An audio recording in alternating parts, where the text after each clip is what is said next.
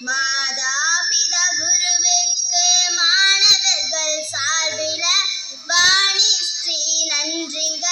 பள்ளி சார்ப நன்றிய நான் சொல்லிக்கிறேன் நன்றிய. பாடுபட்ட அனைவருக்கும் பள்ளி சார்ப நன்றிய நான் சொல்லிக்கிறேன் நன்றிய. இந்த பாடலை எழுதியவர் நமது பகுதியைச் சேர்ந்த சுவாமிநாதர் அவர்கள்.